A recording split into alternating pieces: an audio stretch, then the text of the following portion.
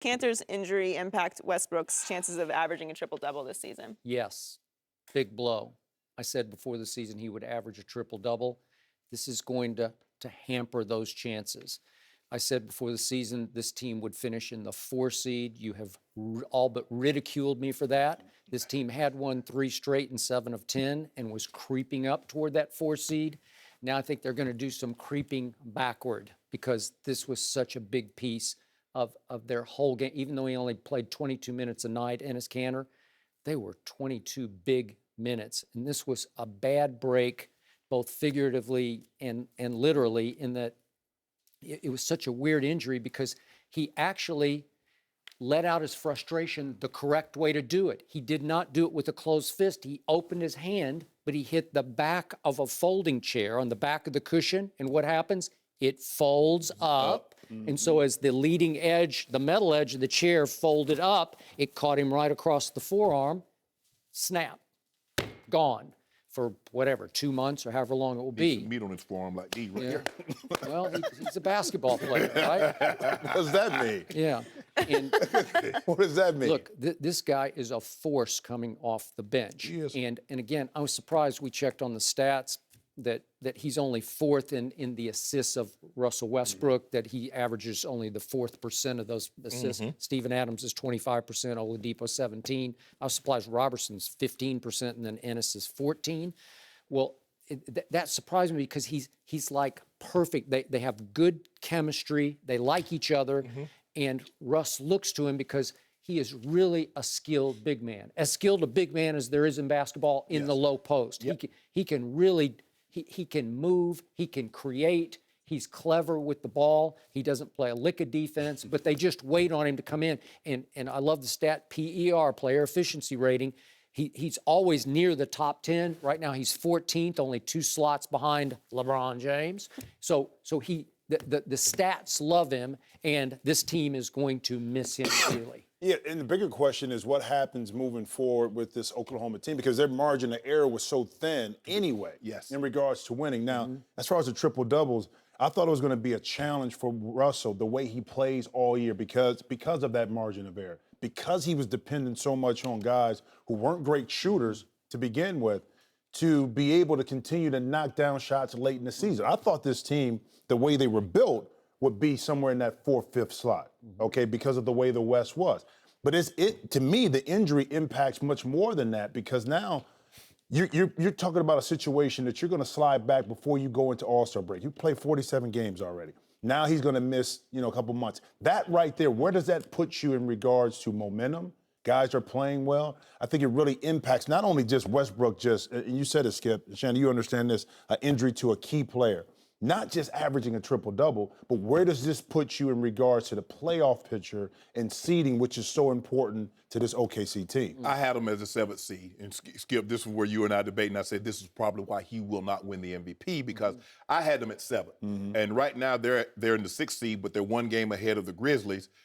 The 8th seed, they're 6 games ahead of that team. So I believe they'll finish in the 7th spot.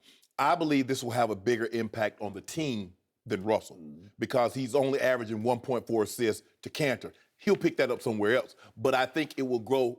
He will not have to rebound even more because Kanter was averaging 6.2 rebounds. Somebody's going to have to pick up that slack. Russell, also his numbers as far as points is going to probably go up, because where do you get those 14 points from? You can't count on Robertson to give you an extra 3 to 4 points a night. I just saw a stat line the other night. He had 2 points. So I'm like, so where are they going to get those points from? Adams, okay, maybe he can give you another 2 points here or there. Oladipo, maybe he can give you 3 or 4 here or there. Goes back to Russell. So now Russell, watch his average. He's probably going to jump to about 33 points a game. He's probably going to end up, Skip. Now I'm convinced that he's probably going to average a triple-double, for the simple fact that Kanter is going to be out and someone's going to have to get those 6.3 rebounds that he was getting per night, although it was only in 22 minutes. That's what's amazing. The guy's playing less than 22 minutes a night, but he's getting 14.5 points a night. Yeah. That's a lot of, basically, he's coming in the game getting buckets. Shannon, also too, but I think that's where Oladipo, this is a guy that we know watching him in Orlando can play, create opportunities. I thought Oladipo coming in would take some of that pressure off of Russell to score, but not only just to score, but to make plays. Right. And so that's a person that really needs to step up if OKC wants to kind of fend off this injury and still stay competitive. I think it falls back not just on Russ, but Oladipo big time has to step up. Because the Nuggets are in the 8th seed right now, Skip. The 6th seed is 6.5 games in front of them. So the 7th seed, so if they fall back, they're still going to be like 6.5, 7 games in front of the Nuggets. I don't think the Nuggets can make up that kind of ground, even after the All-Star break. I don't either. I believe that the OKC will finish in the 7th slot because I believe the Grizzlies are going to finish in the 6th spot. Utah's for real. I believe they're going to be in the 5 spot, and then the Clippers and Houston and Spurs and Golden State.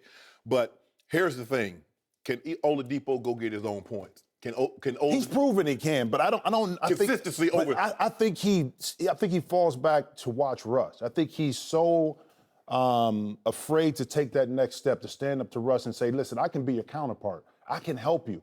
But he plays that back role. I think he's intimidated by the presence of Russ, by how he plays. He has the game to do it. We've seen it in Orlando, but up to this point, we've seen bits and pieces of when he's really stepped up. We haven't seen that consistency. You know what I loved last night? What happened? Russell scored 45 at home. He was just shooting daggers late in that game. He was great late. I watched the whole game, and when it ended, they interviewed Russ on the court, and then he ran up the tunnel, and Oladipo had waited for him and ran all the way up behind him up the tunnel with his hands on his shoulders, like I'm riding your piggyback, which he's completely at peace with doing. He's made peace with, I just do what you need me to do. So there's no ego clash between those two. And if Russell, he's now got 5 40-plus games, which is, I think, 3 more than anybody else has. If you're right about there's excess out there to be had, and if his energy, as you well know, can stay high enough to keep rebounding at 10, 11, 12 a game at 6 feet, what are we going to give him? 3 maybe? Maybe 6'3"? I'm not sure he's 6'3". But if he can keep that up and he can average a triple-double, he's going to win the MVP because the scoring is going to go up. He's going to lead the league in scoring easily. He's going to be averaging 33 points a game. And the thing is with Oladipo, Oladipo doesn't have that dog like Kyrie. Kyrie says, okay, Brian, I know you're good, but I can go get 24 a night easy also.